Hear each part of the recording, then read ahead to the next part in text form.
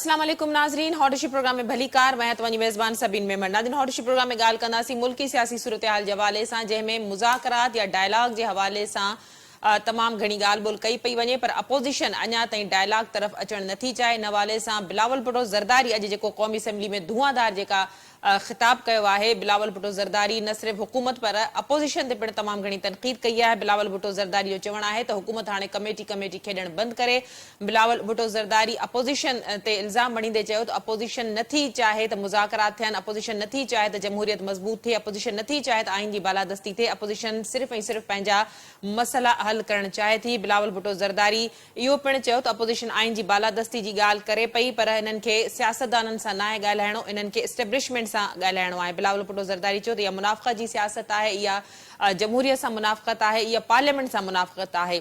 बिलावल भुट्टो ज़रदारी तमाम घणियूं ॻाल्हियूं कयूं। बिलावल भुट्टो ज़रदारी इएं बि चयो त पीटीआई माज़ी में पंजाब खे बोज़दार जो तोहफ़ो ॾिनो, हाणे केपीके जो कहिड़ो ॾोह जंहिंखे हिन तरह जो वज़ीर आला ॾिनो वियो आहे। बिलावल भुट्टो ज़रदारी चयो त अपोज़िशन मसइलनि जो हल नथी चाहे, ज़िम्मेवारियूं पूरियूं नथी करणु चाहे, इहे ड्रामा करे रहिया आहिनि ऐं ज़ाती तरह पंहिंजूं ज़िम्मेवारियूं न निभाइण जे करे सिर्फ़ ऐं सिर्फ़ पंहिंजा मसइला हल करणु चाहिनि था। बिलावल भुट्टो ज़रदारी जो चवणु हो त 9 मई ते एहतजाज फ़ौजी क़यादत जे ख़िलाफ़ बग़ावत हो जेको नाकाम थियो। बिलावल भुट्टो ज़रदारी इहो पिणु चयो त मिलिट्री विंग जे हवाले सां बिलावल भुट्टो ज़रदारी चयो त पीटीआई पंहिंजे सफ़नि मां मिलिट्री विंग खे ख़तमु करे ऐं जेके जमहूरी सियासत जी ॻाल्हि कनि था, जमहूरी सियासतदान आहिनि, उन्हनि खे अॻिते आंदो वञे। बिलावल भुट्टो ज़रदारी इहो पिणु चयो त पाकिस्तान इन दहशतगर्दी जी सियासत जो मुतमिल नथो थी सघे। बिलावल भुट्टो ज़रदारी जो चवणु त पीपल्स पार्टी इन दहशतगर्दी जी सियासत खे चिथणु चाहे थी। इन ते बि ॻाल्हि ॿोल कंदासीं। इन खां अलावा ॻाल्हि कंदासीं दुबई लीक्स जे हवाले सां। पानामा खां पोइ जेका दुबई लीक्स आहे, जंहिंमें ग़रीब मुल्क जे शाहूकार माण्हुनि जो बि नालो आहे, जंहिंमें मिलिट्री ऑफिशियल्स जा नाला शामिल आहिनि, जंहिंमें ब्यूरोक्रेट्स आहिनि, जंहिंमें सियासतदान आहिनि, जंहिंमें रिटायर्ड कामूर आहिनि, पाकिस्तान जूं वॾियूं मशहूर शख़्सियतूं आहिनि। इन हवाले सां जेको इंकशाफ थियो आहे प्रॉपर्टी जे हवाले सां, 17,000 पाकिस्तानियुनि दुबई में 23,000 मिल्कियतूं ख़रीद कयूं आहिनि ऐं गैर मुल्किन जे मिल्कियतुनि ख़रीद करण जे हवाले सां पाकिस्तान जो ॿियो नंबर आहे। 400 अरब डॉलर्स मां 11 अरब डॉलर्स जूं जेके मिल्कियतूं आहिनि उहे पाकिस्तानियुनि जूं आहिनि। इन हवाले सां अॼोके प्रोग्राम खे असां तरतीब ॾिनो आहे। जिन महिमाननि मूंखे जॉइन कयो आहे उन्हनि जो तारुफ़ कराईंदी हलां। पीटीआई जो मौक़िफ़ ॾियण जे लाइ लाल माली साहब मूंखे जॉइन कयो आहे। माली साहब भली कार, तव्हां प्रोग्राम में जॉइन कयो। जॾहिं त पीपल्स पार्टी जो मौक़िफ़ ॾियण जे लाइ डॉक्टर सोराब सरकी मूंसां गॾु आहिनि। डॉक्टर साहब तव्हांखे भली कार। जॾहिं त सीनियर साफ़ी तज़नीगार शाहीन कुरैशी साहब मूंखे जॉइन कयो आहे। शाहीन साहब, आपको भी वेलकम कहती हूँ, आपने प्रोग्राम में ज्वाइन किया। माली साहब, शुरुआत कंदासीं। अॼु जेका बिलावल भुट्टो ज़रदारी ॻाल्हि कई आहे क़ौमी असेंबली में, मुज़ाकरात जे हवाले सां, ॻाल्हि ॿोल जे हवाले सां, पीटीआई ख़ुदि चाहे थी त ॻाल्हि ॿोल थिए, पर सियासतदाननि सां ॻाल्हि ॿोल न थिए, एस्टेब्लिशमेंट सां या ताक़तवर धुरियुनि सां ॻाल्हि ॿोल कई वञे। छा चवंदो? महिरबानी सभिनी ॾिसो, बिलावल भुट्टो साहब जेका ॻाल्हि कई आहे पंहिंजे रुख सां ऐं पंहिंजे अंदाज़ सां कई आहे। पाकिस्तान तहरीक इंसाफ़ जो मौक़िफ़ ऐं तव्हां जेको आवाम जे साम्हूं रखां थो, पाकिस्तान तहरीक इंसाफ़ सम्झे थी त ॻाल्हियूं उन्हनि लाइ उन्हनि सां थियण घुरिजनि जेके बा इख़्तियार हुजनि। तव्हां ॾिठो त आसिफ ज़रदारी साहब ख़िताब कयो त डायलॉग थियणु खपे या रिकन्सिलेशन थियणु खपे, पर हुन इहे किथे बि ॻाल्हि न कई त मुल्क में हिन वक़्तु जेके सियासी कैदी आहिनि, जेके इंसानी हक़नि जी ख़िलाफ़ वर्ज़ी थिए थी पई, जहिड़े नमूने ख़वातीन खे गिरफ़्तार कयो आहे, जहिड़े नमूने पाकिस्तान तहरीक इंसाफ़ जी क़यादत खे गिरफ़्तार कयो वियो आहे, त उन्हनि को रिलीफ ॾिजे। अहिड़ी क़िस्म जी ॻाल्हि नवाज़ लीग बि ॻाल्हि ॿोला करे थी पई, पर मजाल आहे जो उहो एनवायरमेंट जेके चऊं था त अहिड़े क़िस्म जेको माहौल पैदा करे जंहिं मां लॻे त ही हुकूमत जेका आहे हाणे बा इख़्तियार आहे, ही कंहिंजे इशारनि ते जेको आहे कोन थी हले ऐं पंहिंजो फ़ैसिला पाण करण जी क़ुवत रखे थी। माज़ी का हाणे 2 महीना थिया आहिनि। तव्हां ॾिठो नवाज़ लीग जेको आहे वज़ीर ख़ज़ाना इसहाक़ डार खे बणाइणु चाहियो पए, पर हू न ठाहे सघी। अहिड़े नमूने जेको आहे वज़ीर दाख़िला ॿियो कंहिंखे ठाहिणु चाहियो पए, पर वज़ीर दाख़िला बि एस्टेब्लिशमेंट जे ज़रिए पंहिंजो नक़वी साहब खे, मोहसिन नक़वी साहब खे लॻायो वियो। त हिन खां पोइ पाण खे इख़्तियार न आहिनि जेको फ़ैसिला करे सघे, त पोइ ही ॻाल्हि ॿोल कहिड़ी करे सघे थी। ऐं माली साहब, माफ़ कजो तव्हांखे इंटरप्ट थी कयां, माफ़ कजो तव्हांखे माली साहब इंटरप्ट कयां। इख़्तियार न आहिनि ॻाल्हि, इहा ई ॻाल्हि बिलावल चई आहे त तव्हां छा सम्झो था त केपीके जो सीएम जेको आहे उहो तव्हां लॻायो आहे, उहो तव्हां न लॻायो आहे। ऐं इन ई ॻाल्हि खे अॻिते वधाईंदे रिलीफ जी तव्हां ॻाल्हि, त पीटीआई जी क़यादत जेल में आहे, कारकुन जेल में आहिनि, ह्यूमन राइट्स जी भञकड़ी थिए थी, इहो ई एलिगेशन बिलावल अॼु हयो आहे त तव्हां या अपोज़िशन जेका आहे उहा सिर्फ़ ऐं सिर्फ़ पंहिंजी ज़िम्मेवारियुनि खां भॼी करे पंहिंजा मसइला हल करणु चाहे थी। ॾिसो न, इहा मुनाफ़क़त आहे, मुनाफ़क़त जी हद ॾिसो। इमरान खान गद्दार आहे, इमरान खान दहशतगर्द आहे, पाकिस्तान तहरीक इंसाफ दहशतगर्द आहे, 9 मई ते हीउ वाक़िया कया, ही सभु कुझु कयो। पर जी 8 फरवरी ते इलेक्शन थिया ऐं पाकिस्तान तहरीक इंसाफ बैक कैंडिडेट्स जेके आहिनि उहो वॾे तइदाद में खटी विया। त साॻी पीपल्स पार्टी हुई जेके इमरान खान खे मिंट करण लाइ तयारु हुई त असां सां गॾिजी हुकूमत ठाहियो, जंहिंजो इमरान खान इनकार कयो ऐं इमरान खान चयो त असां को इक़्तिदार में अचण लाइ ही जंग नाहे ॾियोटी, असीं चाहियूं था त पाकिस्तान में जमहूरियत बहाल थिए। हाणे ही जॾहिं असांखे बिलावल भुट्टो कहिड़े मूं सां थो ॻाल्हि करे, सॉरी इन्हनि अल्फाज़ लाइ त बिलावल साहिब कहिड़नि उन जस्टिफाई कंदो जॾहिं हिन चार्टर ऑफ डेमोक्रेसी लंडन में नवाज़ शरीफ सां साइन पे कयो, तॾहिं हिन मुशर्रफ सां त बेनज़ीर साहिबा डील करे वरिती ऐं दुबई में उन्हनि जूं ॻाल्हियूं हलंदड़ हुयूं। डॉक्टर साहब, गुफ्तगू तव्हां ॿुधी, पीपल्स पार्टी सां तव्हांजो तालुक़ आहे, छा चवंदो? ज़ाहिर आहे हाणे त जेका लाल माली साहब जी स्टेटमेंट आहे त ही सिर्फ़ मोहरा आहिनि, छा इहो इल्ज़ाम वाकई दुरुस्त आहे त पीटीआई ख़ुदि चाहे थी त एस्टेब्लिशमेंट मुज़ाकरात में इन्वॉल्व थिए, एस्टेब्लिशमेंट सियासत में इन्वॉल्व थिए, ताक़तवर धुरियुनि सां ई ॻाल्हि ॿोल थी सघे, जिन वटि इख़्तियार आहिनि उन्हनि सां ॻाल्हि ॿोल थी सघे थी, जॾहिं त DGISPR जो क्लियर कट इहो मौक़िफ़ रहियो त इदारती हवाले सां हू डायलॉग नथा करे सघनि, रियासती इदारे जे हवाले सां हू डायलॉग नथा करे सघनि, इहो सियासी पार्टियुनि खे ज़ेब ॾिए थो, सियासी पार्टियूं डायलॉग तरफ़ वञनि, छा चवंदो? सभिनि पहिरीं ॻाल्हि इहा आहे त लाल माली साहिब खे मां अफ़सोस सां चवणो पए थो, अलाए मां सम्झ में नथो अचे उहो ॻाल्हाए छा थो, उनजी लैंग्वेज कहिड़ी आहे, ऐं बिलावल साहिब जे लाइ चए थो कहिड़े मुंहं सां ॻाल्हाए थो, ज़ुल्फ़कार अली भुट्टो साहिब ते तनक़ीद करे थो। अफ़सोस जहिड़ी ॻाल्हि आहे, मूंखे सम्झ में नथो अचे त इहो कहिड़े हिसाब सां अहिड़े क़िस्म जूं ॻाल्हियूं करे थो। हिनखे न का तारीख़ जी ख़बर आहे, न का हिस्ट्री जी ख़बर आहे, ऐं deputy prime minister Zulfikar Ali Bhutto टोड़े ख़ैर त आहे माली साहिब, तव्हां शइ ज़ुल्फ़कार अली भुट्टो ते बिलावल भुट्टो जे लाइ तव्हां इहे लफ़्ज़ इस्तेमालु कयो था।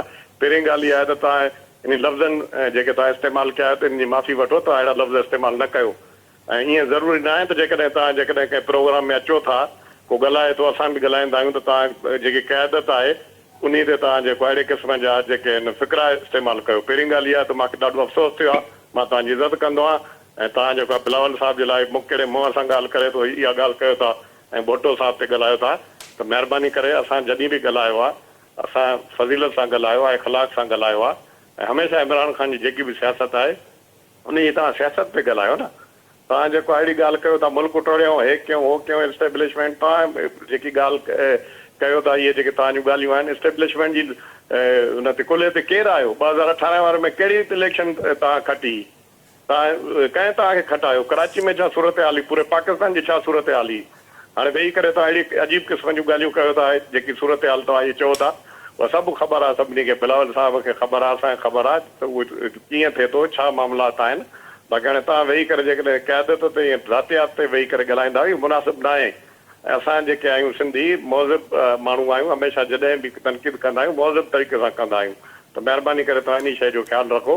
बाक़ी हाणे तव्हांजी मर्ज़ी आहे, तव्हां अॻे जेको आहे जेको फज़लुर रहमान खे तव्हां चओ पिया, जेके उन जे लाइ लफ़्ज़ इस्तेमालु कयो था, तव्हां उनजे वञी करे हाणे उन सां ॻाल्हाइण जे लाइ तयारु आहियो।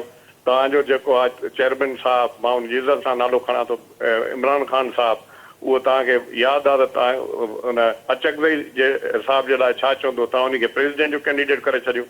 तव्हांजी कहिड़ी सियासत त तव्हांजी आहे ई कोन, सियासी तरीक़े सां तव्हां सियासी ज़बान इस्तेमालु कयो न। बाक़ी हाणे जेकॾहिं PTI में रही करे तव्हां जेकॾहिं उहा PTI वारी जेकी आहे लैंग्वेज इस्तेमालु कंदा हुआ त इहा मुनासिबु न आहे। बाक़ी जेके तनक़ीद आहे सियासी लिहाज़ सां तव्हां करे सघो था, कंहिं ते बि करे सघो था, मां ते बि करे सघो था, असांजी क़यादत ते बि करे सघो था, उनजी सियासत ते करे सघो था। बाक़ी हाणे तव्हां इहे लफ़्ज़ चओ त कहिड़े मुंहं सां ॻाल्हाए थो, इहो मुनासिबु न आहे। ऐं जेकी हिन वक़्तु सूरत हाल आहे उहा इहा ई आहे त असां बि इहा ॻाल्हि कयूं था, पाकिस्तान पीपल्स पार्टी, असांजो को चेयरमैन असांजो प्रेसिडेंट उन इहा ॻाल्हि कई आहे। असां सियासी माण्हू आहियूं, असां त चऊं था त इहे जेके आहिनि सियासी तरीक़े सां सियासी माण्हू थी करे हिन क़ौमी दायरे में अचनि ऐं सियासत कनि। बिलावल साहिब बि उहा ॻाल्हि करे थो, उन ते बि तव्हांखे अहिड़ी नमूने सां तव्हां ॻाल्हायो था, रापना ॾे ख़ैर त आहे। उन हिसाब सां मुंहिंजे ख़्याल में इहे असां जेकॾहिं अहिड़ी ॻाल्हि आहे त तव्हांखे उहो गो अहिड़ो मैदान, तव्हां एस्टेब्लिशमेंट सां ॻाल्हायो, कोई मसइलो कोन्हे। तव्हां जेकॾहिं अञा इन ते बीठा आहियो, पोइ तव्हां ॾिसूं था तव्हांजी सियासत काॾे वञे थी, काथे पहुचे थी। बाक़ी अल्टीमेटली सभिनि मसइलो इहो आहे त हिन मुल्क जो जेको सोल्यूशन आहे उहो जमहूरी कुवतूं पाण में गॾु थियनि ऐं उहे ई मुल्क खे हलाए सघनि थियूं ऐं उहे ई मुल्क खे करे सघनि थियूं। जहिड़ी सूरत हाल पैदा करनि था, मूंखे सम्झ में नथो अचे ऐं त ॻाल्हाइण जे लाइ तयार बि न आहिनि। जेकॾहिं को ॻाल्हाइण जे लाइ चए थो त वरी उन ते वञी हमलावर ठही था वञनि त इहो कहिड़े मुंहं सां चए थो, हीअं चए थो। इहे ॻाल्हियूं मुनासिब न आहिनि। असांखे कोई बि शौक़ु न आहे तव्हां सां मुज़ाकरात करण जो, तव्हांजी सियासत आहे, तव्हांखे जेको वणे तव्हां कयो। शान कुरैशी साहब, आपने मौक़िफ सुना लाल माली हाँ, साहब जिनका ताल्लुक अभी पीटीआई से है, डॉक्टर सोहराब सरकी जिनका ताल्लुक पीपल्स पार्टी से है, क्या कहिएगा? आज बड़ी धुआंधार बहुत सारी बातें की हैं बिलावल भुट्टो जरदारी। उन्होंने सबसे पहले कहा है कि आप लोग बातचीत ही, अपोजिशन पे उन्होंने कहा कि अपोजिशन बातचीत ही नहीं करना चाह रही है, सबसे बड़ी मुनाफिकत है। आप लोग कहते हैं कि एस्टेब्लिशमेंट का कोई किरदार नहीं होना चाहिए और आप ही उनके पांव पकड़कर उनको मजबूर कर रहे हैं कि आए हमसे बात करें। देखिए जी, मैं तो बतौर सहाफी के जी जो मेरी ये 50 साल होने वाले आ गए इस सारे फील्ड में, और हमारी ट्रेनिंग ये हुई है कि मारूजी बात करें, सच की बात करें, खत्म। जी आईना दिखाएं, कोई भी हो सामने।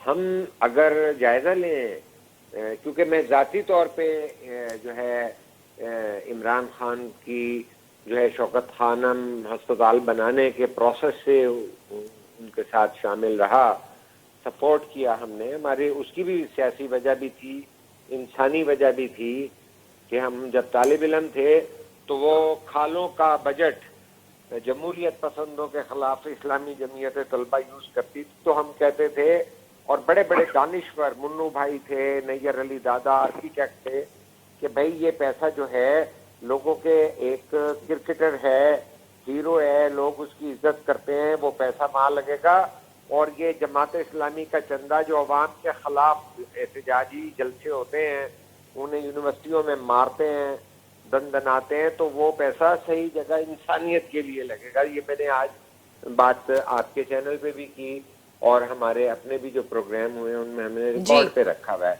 तो हम हमेशा मारूजी सूरत हाल पे चलते हैं और खरी बात करनी है। बात यह है कि अनफॉर्चुनेटली हमने तो अपने साथियों को जब भी कहा था कि इमरान खान पॉलिटिक्स में आएंगे, वो सतारीदी नहीं है, आए, उनका हक है, वो ठीक है। माजी में समझते थे कि आना जरूरत नहीं है वो, और वो कहते थे कि तो फजूल काम है, लेकिन जिस तरह से वो आए हैं वो आना कोई आना नहीं है कि वो सिलेक्ट होके आए। पहले तो एक सीट भी नहीं जीतते थे, चलो कोई बात नहीं होती है, सीटें नहीं जीतते, हारते हैं, फिर बन जाते हैं पार्टियां। पर जमहूरियत, माशरे की ट्रांसफॉर्मेशन, एक मकरूज मईशत को संभालना, आप आज के दौर में 25 करोड़ लोगों की जिंदगी में कोई इस्लाही पहलू, कोई माशी सुकून, कोई जो है खारजा मामलात की कोई तवक्को होती है। इतने ख्वाब दिखाए गए जनरल पाशा के स्पॉन्सर्ड जलसों से लेके, इस कौम ने सारा कुछ देखा। हमारे घरों में भतीजे भांजों की थॉट में एक लफ्ज आ गया कि चले लेट अस एक चांस दे दें, एक मौका दे दें। हम कहते थे कि कोई एजेंडा तो बताइए कि जनरल पाशा का एजेंडा है। ऑलरेडी यहाँ नून लीग जो है एक लाडले के तौर पे पल चुकी है, लाडला नंबर 2 आ जाएगा तो इस्टेब्लिशमेंट चाहेगी, लाडला नंबर 1 को खिलाएगी, लाडला नंबर 2 को खिलाएगी, और जमहूरी कुव्वतें जो हैं उनकी स्पेस छीनते छीनते चली जाएगी। लेकिन एक सच्चाई की मैं दाद दूंगा कि इमरान खान ने रिकॉर्ड पे कहा कि हमें तो जब बजट भी मंजूर कराना होता था तो हम कह देते थे, तो ये बंदे भी पूरे कर देते थे। और पहले ये कहा था कि शुक्र है 2013 वाली हुकूमत नहीं मिली हमें, हमें तो हुकूमत भी नहीं करना आती थी। तो जो ये जो किंग पार्टी बनने का तरीका रहा, काफ लीगें बनी इस मुल्क के अंदर, और इसी तरह मुख्तलिफ अलायंस बने, और इसी तरह जो हैं बड़ी बड़ी कोशिशें की गई। तो ये कोशिशें पाकिस्तान के मफादात के खिलाफ गई। आज देखिए कि इंडिया की इकॉनमी, बांग्लादेश की इकॉनमी, सो तकलीफ होती है कि अफगानिस्तान के जो है डॉलर का रेट जो है वो जब देखते हैं हम, तो हमें देखना चाहिए हम कोई लीडरों की तारीफें करने के लिए पैदा नहीं हुए हैं। हमें हमारा एक फरीजा है जो जिसके बड़े सुंदर और बड़े तकदीस वाले मीनिंग है, सहाफत के भी और सियासत के भी, जो कि एक फरीजा है, इंसानी फरीजा है। ठीक है, मैं उसको फरीजे को अहम समझता हूँ। تو میں ایک کیونکہ اور بھی پارٹیسپینٹ ہیں، میں ان کے جمہوری حق کا احترام کرتا ہوں، ان کا حق ہے کہ وہ اپنی سیاست کو، اپنے لیڈرشپ کو گلوریفائی کریں، لیکن حقیقت یہ ہے کہ جو توقعات جن لوگوں کو تھیں، جو پڑھے لکھے ایماندارانہ رائے رکھتے ہیں، جنہیں خود نمائی کر کے سر اوپر کر کے نہیں دکھانا چیئرمین کو جہاں تلخ بات کرنے والے کو مقام ملتا ہے، تو ہم نے تو دیکھا، اپنے گھر سے شروع کرتے ہیں کہ میڈیا کے اوپر سب سے بڑا کریک ڈاؤن جو ہے نا پی ٹی آئی کی حکومت نے شروع کیا، اور ان لوگوں کا میں نام نہیں لوں گا کہ ان کو پہلا ٹارگٹ بنایا گیا ایک گروپ کو جو ان کے سپانسر رہے. میں اس ادارے میں آج بھی کام کرتا ہوں، میں جنگ گروپ میں ہوں، میں سیدھی بات کر دیتا ہوں. تو کہنے کا مقصد ہے کہ ہم جب بھی ڈیموکریٹ تھے، آج بھی ڈیموکریٹ ہیں، تو ہم کڑتے تھے کہ بھائی یہ جو ہے شاہین صاحب بات کو ذرا مختصر کرتے ہیں، بات کو ذرا مختصر کرتے ہیں شاہین صاحب. جیسے آج بلاول نے بات کی کہ جمہوری رویہ نہیں رہا. جی بلاول بھٹو نے جو بات کی ہے وہ حقائق پر مبنی اس لیے لگتی ہے کہ جب کوئی سیاسی پارٹی آئین کی بالادستی، پارلیمنٹ کی سپرمیسی کی بات کرے تو اس کا ماضی دیکھ لیں. وہ تو پارلیمنٹ کے باہر کھڑے ہو کے اس پہ لعنت بھیج رہے ہوتے تھے، مجھے تو یہ لفظ کہتے ہوئے شرم آ رہی ہے. اس پر چڑھ دوڑے، اور اس کے بعد کون سی انہوں نے جناب، جب ایک آئینی طرز عمل ہے اور کہ بھئی آپ جو ہے کے خلاف آئین کے تحت عدم اعتماد لایا جا سکتا ہے، آپ نے اس عدم اعتماد کو ناکام بنانے کے لیے پارلیمنٹ توڑنی شروع کر دی نوٹس ہونے کے بعد. یہ آئین کی پامالی ہے. چونکہ آپ لاڈلے رہے اور اس وقت تک جنرل باجوہ بیٹھے ہوئے تھے، اور جنرل باجوہ کو بھی کوئی نہ کوئی وزن دیکھنا پڑ رہا تھا، تو جنرل باجوہ اپنے آپ کو میر جعفر میر صادق بھی کہتے رہے، اور جو ہے عمران خان ہیرو بھی بنتے رہے، اور 49 جلسے کر کے اور ان کا قد کاٹ اور ایک پاپولسٹ جو انداز سیاست ہے وہ کر لی. تو میں سمجھتا ہوں کہ آج یہ بات درست ہے کہ وہ ہم ہی یہ خبریں دیتے ہیں انہی کے بیان کے مطابق کہ میں تو فوج سے بات کریں گے، ہم ان سے چوروں ڈاکوں سے بات ہی نہیں ہونی. تو پھر آپ نے کیا کرنا ہے؟ اس ملک کے 24 کروڑ کی انسانوں کی زندگی، بے آواز لوگوں کی زندگی کو کیسے ان کی آواز بن کے آپ سامنے آئیں گے؟ اور یہ کیا گلوریفیکیشن ہو رہی ہے کہ جن کو آپ کہتے ہیں کہ رجیم چینج، آپ جا کے جو ہے وہ امریکن سفیر مل رہا ہے، وہ ہم پروگرام میں ڈسکس کر چکے ہیں کہ کیا وہ اشارے کنائے تھے، اب ضمانتوں کا سلسلہ ہے. آج جو ہے امین گنڈا پور کی GHQ کے حملے سمیت 11 کیسز میں آج ہی جو ہے وہ ضمانت ہوئی ہے، اور ان کی جو ہے 90 ملین پاؤنڈ میں ہو گئی، 190 میں. تو کہنے کا مقصد ہے کہ ہمیں نہیں پتا کہ ساری عمر سے اسٹیبلشمنٹ یہاں پر سپیس لیتی جا رہی ہے، اور پولیٹیکل پارٹیاں وہ سپیس دیتی جا رہی ہیں، اور پولیٹیکل پارٹیاں جب تک آپس میں مل کے نہیں بیٹھیں گی تو یہ جو ہے سپیس واپس نہیں لی جا سکتی. یہ 24-25 کروڑ لوگوں سے غداری ہوگی. ٹھیک مالی صاحب گفتگو تاں ٻڌي هڪڙو ٻيو پوائنٽ بھی بلاول بھٹو زرداری جو ٿا رهيو ته 27 ڊسمبر کي 9 مئی جو جيڪو آهي ملائڻ بالکل مس میچ آ. 27 ڊسمبر تي कंहिं बि रियासती इदारे ते हमलो न थियो, कंहिं मिलिट्री विंग ते हमलो न थियो, कंहिं शहदा जी यादगार ते कॾहिं बि हमलो न थियो. जी माली पहिरीं त आऊं बि डॉक्टर साहब जी तमामु घणो इज़त ऐं एतिराम करियां थो. मूं सिर्फ़ु कुझु तारीख़ी हक़ीक़तूं रखियूं वरी दोहराए थो छॾियां. जॾहिं पाकिस्तान टुटो त ज़ुल्फ़िकार अली भुट्टो साहब उन वक़्तु डिप्टी प्राइम मिनिस्टर हो. उन वक़्तु मुजीब जी अक्सरियत खे तस्लीम कोन कयो वियो, ऐं जो पाकिस्तान बांग्लादेश ते जेको ज़ुल्म जबर थियो उन में जेको प्लेन थियो उन जो ज़ुल्फ़िकार अली भुट्टो साहब हिसो हुयो. ऐं इहो बि ॿुधाइणु चाहियां थो, जिन भुट्टे खे क़तल कयो, मोहतरमा क़तल कराइण जी साज़िश में जेके सियासी पार्टियूं शामिल हुयूं, बेनज़ीर साहिबा उन्हनि सां गॾिजी ज़ालुनि के ख़िलाफ़ मुहिम हलाई. ऐं इहा बि ॻाल्हि करणु चाहियां थो त इक़्तिदार लाइ जंहिंखे बेनज़ीर भुट्टो साहिबा खे शहीद करण जो जेको इल्ज़ाम हुयो ज़रदारी साहब, अॻियां हली उन खे ई पंहिंजो डिप्टी प्राइम मिनिस्टर ठाहियो क्यू लीग ते. ऐं सिंधी माण्हू आहियूं, एतिराम कयूं था, इज़त कयूं था, बिल्कुलु करियूं था. पर इहो शहबाज शरीफ़ हो जे चयो हो त ज़रदारी खे ऐं गले में पटो विझी लाड़काणे जे लाहौर जे गेटनि में ॻिलींदासीं. इहो पाकिस्तान तहरीक इंसाफ़ ऐं इमरान ख़ान कोन चयो, अॼु उहा गॾु हुकूमत में वेठा आहियो. इहो नवाज़ लीग आहे जो मोहतरमा जे किरदार कशी कंदी हुई ऐं हिक ॿिए खे चोरी जो इल्ज़ाम. केतिरा केसिस ज़रदारी साहब ते जेके ठाहिया पंहिंजो नवाज़ शरीफ़, इमरान ख़ान त एतिरा केस कोन ठाहिया. जेतिरा केस हिक ॿिए ते हिननि ठाहिया उहो चोरी जेका आहे उहो कंहिंखां ढिकल छुपियल कान्हे, हिन मुल्क जी तारीख़ जो हिसो आहे ऐं उहा ॻाल्हि करणु कोई मुंहिंजी नज़दीक इन में कोई इन में का ॻाल्हि कान्हे जेको उनखे लिकाया या का न ॿुधाया। पाकिस्तान तहरीक इंसाफ़ सम्झे थी त हीउ जेको हिकु मुइशियत जो मसइलो आहे हिननि सियासी पार्टियुनि जे करे। हाणे इमरान ख़ान इहो पंहिंजो दोस्त आहे शाहीन साहिबु के चयो त आउं ॾाढो सच ॻाल्हाईंदो आहियां ऐं 15 मिंट तकरीर कई त ॻाल्हाई रुॻो इमरान ख़ान जे ख़िलाफ़। बाक़ी छा पंहिंजो पीपल्स पार्टी ऐं नवाज़ लीग हिन मुल्क में खीरतूं नदियूं आयूं आहिनि। ही इकोनॉमिक कल्ह दुबई लीक्स आई आहे, उन में इमरान ख़ान त उहो लीडर आहे जंहिं मुल्क जो नालो हर जॻह ते रोशन कयो आहे, पाकिस्तान जो नालो मशहूरु कयो आहे, वर्ल्ड कप खटी क्रिकेट जे थ्रू जंहिं तरीक़े सां मुल्क जो नालो रोशन कयो आहे। ऐं दुनिया में को अहिड़ो स्कैंडल नथो अचे जंहिंमें ही ॿई ख़ानदान, हिकिड़ो ज़रदारी जो ख़ानदान, हिकिड़ो नवाज शरीफ जो ख़ानदान, उनजो नालो चोरी में न अचे। चाहे उहो पनामा हुजे, पेडोरा लीक्स हुजे, चाहे उहो दुबई लीक्स हुजे, चाहे उहो पंहिंजो फेक अकाउंट्स जो केस हुजे, जिथे बि चोरी जो नालो अचे थो त उते हिन जो कुझु न कुझु त अचे ई अचे थो। ऐं पोइ वरी इहे उहे पार्टियूं आहिनि जेके हींअर इक़्तिदार में आहिनि ऐं सॼी दुनिया खे चवनि थियूं त अचो ऐं पाकिस्तान में इन्वेस्टमेंट करियो ऐं तव्हां जेको पाकिस्तान में ते कारोबार करियो। ऐं हिननि जूं इन्वेस्टमेंट ॿाहिरि थियल आहिनि। उहो पंहिंजो लंडन में हिन जो सरे पैलेस हुयो त पोइ पंहिंजो दुबई में हिन जा फ्लैट्स निकिरनि था, हिननि जा लंडन में फ्लैट्स निकिरनि था। त मतिलबु ही कहिड़े मुंहं सां चवनि था सॼी दुनिया खे त पाकिस्तान में अचो ऐं अची हिते अची इन्वेस्टमेंट करियो। तो लिहाज़ा ही जेका आहे इन में को बहस की ॻाल्हि न आहे। इहा ॻाल्हि जेके आहिनि हक़ीक़तूं पाकिस्तान जी अवाम जे साम्हूं आहिनि ऐं ही जेके हुकूमत हींअर आहे जेको असांखे ॻाल्हियुनि जी आच करे थी पई, असीं इहो चऊं था बाबा असीं ॻाल्हाइण लाइ तयारु आहियूं जेकर तव्हां वटि इख़्तियार हुजे।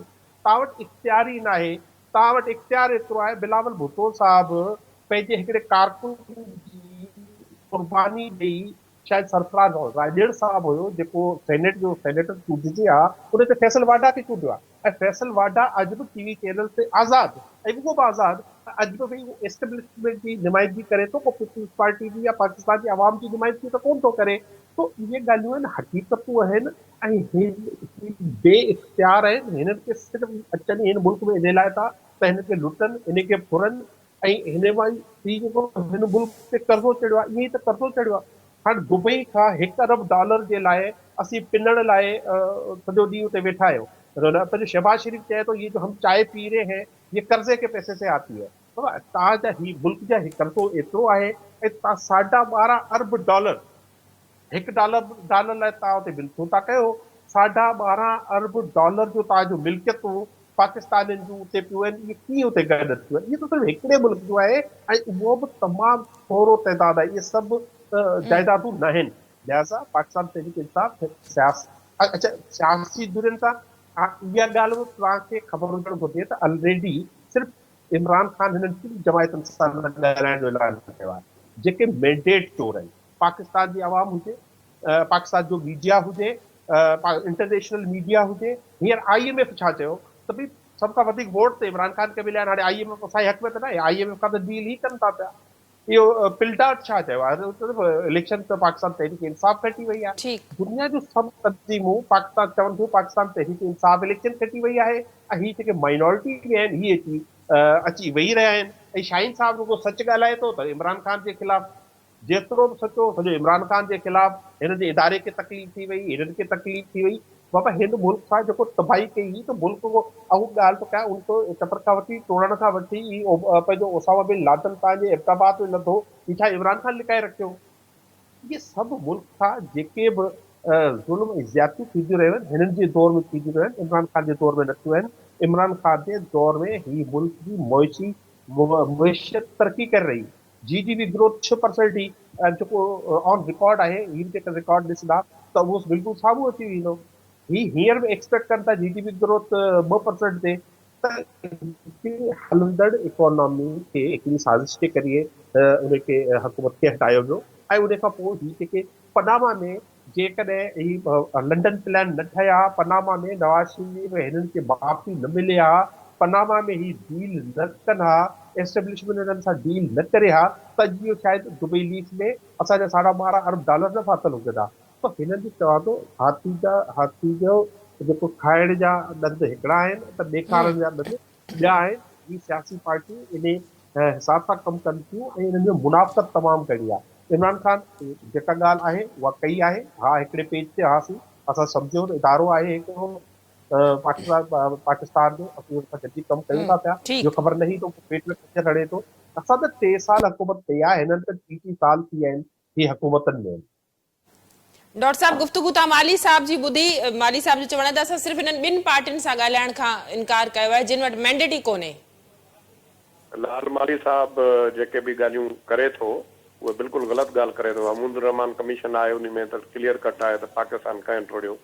सभु जेके सियासतदान आहिनि, इहे जेके हिननि जा ई जेके लीडर आहिनि, उहे बि वेही करे इहा ॻाल्हि कंदा आहिनि त उन में कंहिंजो हथु हुयो।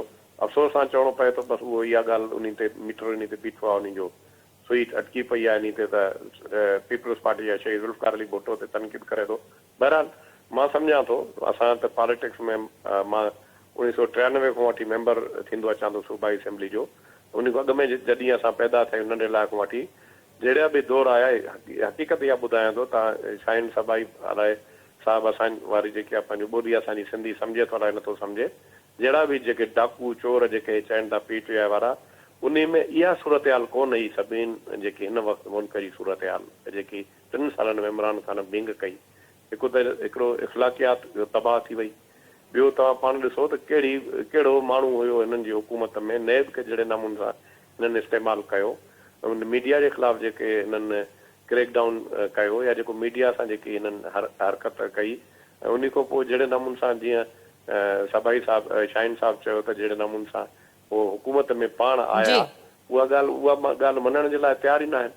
ऐं उहा ॻाल्हि इहा करण नथा चाहिनि। हिते सिंध असेंबली में हिकु दफ़े तक़रीर हले पई, मां चयो MQ वारनि खे चयो, मां चयो अॻे तव्हां जेको आहे पंहिंजे तरीक़े सां जंहिं तरीक़े सां तव्हां खटींदा हुआ, पर हिन भेरे तव्हां सां हालत उहा थी जो अहिड़ी हालत तव्हां वरी यादि कंदा हुए, माना सदियूं यादि कंदा हुए।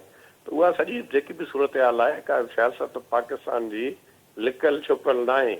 ऐं जहिड़े नमूने सां पाकिस्तान पीपल्स पार्टी जी जेकी क़यादत जंहिं उन शहीद ज़ुल्फ़िकार अली भुट्टे खां वठी MRD जी तहरीक हुजे या उन खां पोइ जेकी स्ट्रगल कई आहे, जेको उनजो किरदारु आहे उहो कंहिंखो लिकियल कोन्हे। बाक़ी जेकॾहिं ईअं वेही करे माना ईअं तनक़ीद करे को माण्हू ईअं सोचे थो त उनखे कंहिंखे लीडर ठाहे, बिल्कुलु असां इहो मञूं था त जहिड़े नमूने सां जेके ग़लति पॉलिसीज़ आहिनि ऐं ग़लति तरीक़ो आहे, इस्टेब्लिशमेंट जो हथु आहे, उनजो नतीजो इहो आहे त हाणे तव्हां पाण ॾिसो था जेकी सूरत हाल आहे। ऐं बिल्कुलु उन में जेकॾहिं इस्टेब्लिशमेंट न हुजे हा त पोइ हे जेकॾहिं हे चवनि था इस्टेब्लिशमेंट एतिरी मज़बूत आहे, उहो करे उहे जेकॾहिं चाहे त पोइ हे जेके पंजाब मो या ख़ैबर पख्तूनख्वा में इन सूरत हाल में हिननि खे टिकट बि कोन, PTI जो निशान बि कोन हो, त हे कीअं खटे अचनि हा।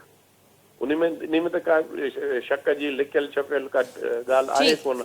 हाणे हिन वक़्तु बि जेके उन्हनि जेके इमरान ख़ान खे जेके मराहत आहिनि, सिर्फ़ु इमरान ख़ान ऐं उन्हनि खे कंहिं चयो त 9 मई ते जेको आहे उहो को सियासी पार्टी जो मसइलो आहे, नून लीग जो मसइलो आहे। बाक़ी इहा ॻाल्हि बि कई लाल माली, इन जो बि जवाबु ॾेई छॾियां त असां बिल्कुलु असांजी तनक़ीद थी आहे, असां हिक ॿिए जे ख़िलाफ़ु ॻाल्हायो आहे, पर ॻाल्हि इहा त असां त हितां जूं पार्टियूं आहियूं, आख़िर वेही करे वरी पाण सां मिली करे ॻाल्हाए करे अॻे मुल्क खे हलाईंदासीं न। हे चवनि था न हिननि पार्टियुनि सां ॻाल्हाइणो न, हिननि पार्टियुनि सां तव्हां न ॻाल्हायो, ख़ैर आहे तव्हां अॻे जीअं वरी साॻियो ॻाल्हायो फ़ौज सां, इस्टेब्लिशमेंट सां, उहा अवामी हुकूमत त कोन हूंदी, उहा जेकी वरी उहा ई तव्हांजी हुकूमत। ऐं पाण हिननि जो इमरान ख़ान जीअं शाहीन साहिबु चयो त पाण अची करे 144 कंहिं त असां जेको मेंबर ई पूरा न थींदा, असेंबली जा मेंबर बि उहे पूरा बिल्कुलु ठीक। डॉक्टर साहब शाहीन कुरैशी साहब मुझसे गैरन प्रोग्राम जो वक्त तकरीबन खत्म थी चुका है। शाहीन साहब क्या कहिएगा, गुफ्तगू आपने सुनी, माली साहब का कहना था कि आपने ज्यादा तनकीद की है PTI पे। जी वो दुरुस्त कह रहे हैं और उनका हक है वो तनकीद करें, और मैं उनका एहतराम करता हूँ कि शुक्र है दीगर जो है PTI के जो लोग सोशल मीडिया पे गाली गलौज करते हैं, मैं महफूज हूँ और उन्होंने तनकीद उनका हक है। और नहीं है, बड़ी सख्त तनकीद की है शाहीन कुरैशी साहब। जी वो कोई बात नहीं, वो आपने सिंधी में नहीं समझा है शायद। डॉक्टर सोहराब बोल रहा हूँ, बड़ी सख्त तनकीद की है आप पर। कोई बात नहीं है, वो तो मैंने आपको एक बड़ी बात की है कि वो गालियां तक देते हैं, और जिस पार्टी के साबिक स्पीकर ये कहें कि हम तो बाप की से माफी नहीं मांगते तो मैं खुशकिस्मत हूँ कि मेरे बाप तक कोई नहीं पहुंचा। लेकिन बात है, सच्ची बात है, मुझे सिंधी की बाकी बातें तो समझ नहीं आई, लेकिन मैं उसके बावजूद, ना समझने के बावजूद, उनका इजहार राय के हक को तस्लीम करता हूँ। और वो और भी कुछ कहना चाहें तो वेलकम है। लेकिन मैं ये कहूँगा, मैंने 15 मिनट तकरीर नहीं की थी, लेकिन ये बात जरूर है कि मदीने की रियासत का खुतबे में मैं ये जिक्र नहीं कर सका कि बिल्कुल मैंने खुद देखे कि 1 करोड़ लोगों को नौकरियां दी, 50 लाख मकान बन गए, तो ये मेरे से गलती हुई है।